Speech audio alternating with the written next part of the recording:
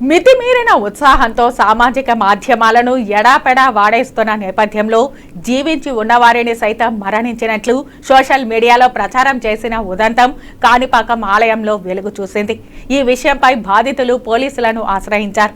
ఇక వివరాల్లోకి వెళదాం. విజయవాడ మంగళగిరికి చెందిన ప్రవీణ్ భరద్వాజ్ తన కుటుంబ సభ్యులతో కలిసి కాణిపాకం వరసిద్ధి వినాయక స్వామి ఆలయంలో సహస్రనామ అర్చన పూజ చేసుకునేందుకు ఈ రోజు ఉదయం 5:30 గంటలకు ఆలయానికి చేరుకున్నారు.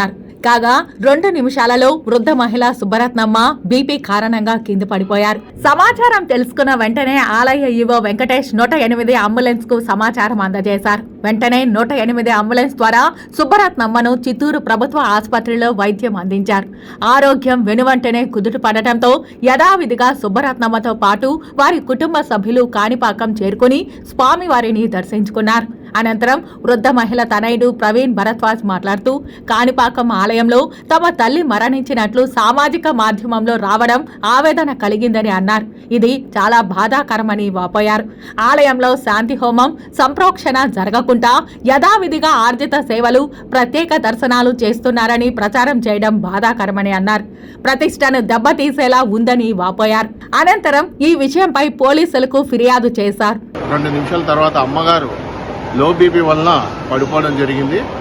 ఆ పడిపోయిన వెంటనే లోపల పూజారులు అయితేనేమి, సెక్యూరిటీ సిబ్బంది అయితేనేమి, ఆ పనిచేసే వర్కర్స్ అయితేనే ఎవరైతే సకాలంలో స్పందించి 108 పిలిపించడం జరిగింది. తద్వారా 108లో చిత్తూరు గవర్నమెంట్ హాస్పిటల్కి వెళ్ళి చూపించుకోవడం జరిగింది.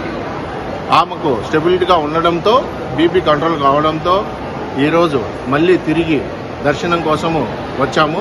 ఆ దర్శనంలో మనం అక్కడ ఉన్నంతసేపు ఇక్కడ ఉన్నటువంటి 108 సిబ్బందితో కార్యనిర్వాహకులు ప్రతి క్షణం కనుక్కుంటూనే ఉన్నారు.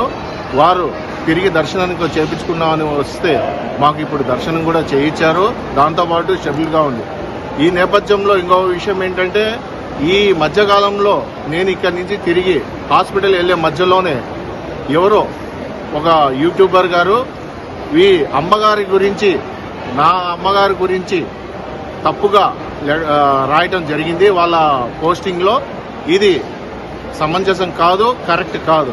అదేవిధంగా తెలిసి తెలియకుండా ఒక ప్రఖ్యాతమైనటువంటి వరసిద్ధి వినాయక స్వామి కాణిపాక ఆలయంలో ఇలా జరిగినని రాయటం ద్వారా దేశ ప్రజలు ప్రతి ఒక్కరూ దీన్ని గమనిస్తుంటారు. ఎలా జరిగిందనేది ఆలోచిస్తుంటారు, ఎందుకు జరిగిందని ఆలోచిస్తుంటారు. పూర్తి వివరాలు తెలుసుకోకుండా, వాటి గురించి ఎటువంటి అవగాహన లేకుండా ఆ విధంగా రాయటం ద్వారా మన హిందూ ధర్మాన్ని మనమే వ్యతిరేకించుకున్నట్టు ఉంటుంది.